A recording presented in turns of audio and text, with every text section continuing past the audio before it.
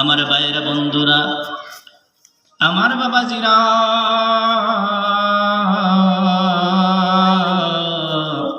আল্লাহ পাক রব্বুল আলামিন ডাক দিয়ে বলেন, ইন্নাল্লাযীনা ক্বালু রাব্বুনাল্লাহ। এ বন্ধু, আমার আল্লাহ পাক রব্বুল আলামিন ওনার হাবিবের মাধ্যমে জানাইয়া দেন, ও আমার হাবিব, জানিয়ে রাখো যে সমস্ত আমার বান্দা এবং বান্দিরা, যে সমস্ত আপনার উম্মতেরা আমি আল্লাহকে আল্লাহ বলে স্বীকার করে নেবে, আমি আল্লাহকে আল্লাহ বলে মেনে নিবে, আমি আল্লাহকে রব বলে স্বীকার করে নিবে, আমি আল্লাহকে পালন কর্তা বলে মেনে নিবে। ইন্নাল্লাযীনা ক্বালু রাব্বুনাল্লাহ, নিশ্চয় যারা বলবে আমার রব হলো আল্লাহ। এ বন্ধু, বলেন তো দেখি আমার আপনার রব কে? আরো জোরে বলেন দেখি আমার আপনার রব কে?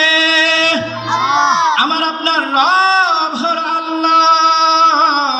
আমার আল্লাহ পাক রব্বুল আলামিন ঘোষণা দিয়েছেন, ওগো নবীজি আপনি বলে দেন, নিশ্চয়ই যারা বলবে আমার রব হলো আল্লাহ, সুম্মাস্তাকামু, ওই কথার উপর অটল এবং অবিচল থাকবে রে বন্ধু।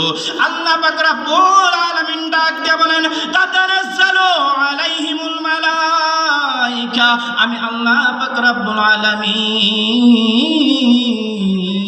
ওই সমস্ত মানুষগণের উপর, ওই সমস্ত লোকদের উপর আমি আল্লাহর পক্ষ থেকে ফেরেশতা নাজিল করে দিব রে বন্ধু। আল্লাহ পাক রব্বুল আলামিন বলেন, ওই সমস্ত ফেরেশতা নাজিল হয়ে আমার ওই বান্দাকে বলে দিবে, ফালা খাউফুন আলাইহিম, ওরে বান্দা তোর কোনো ভয় নাই, ভয় নাই বান্দার, ভয় নাই।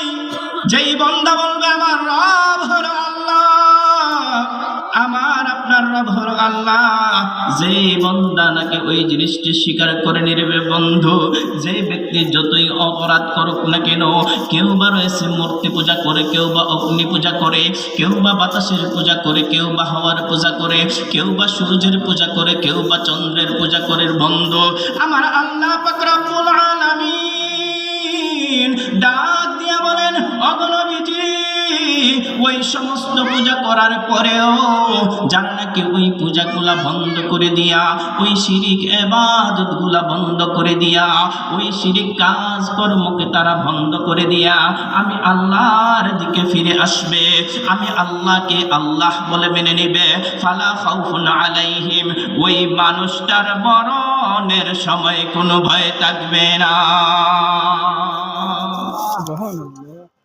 ওই মানুষটার মরণের সময় কোনো ভয় থাকবে না। এক নম্বর ব্যাখ্যা হলো ফালা খাউফুন আলাইহিম, ওই মানুষটার ভয় থাকবে না। কোন অবস্থায় ভয় থাকবে না? ওই মানুষটার মরণের কোনো ভয় থাকবে না। এ বন্ধু,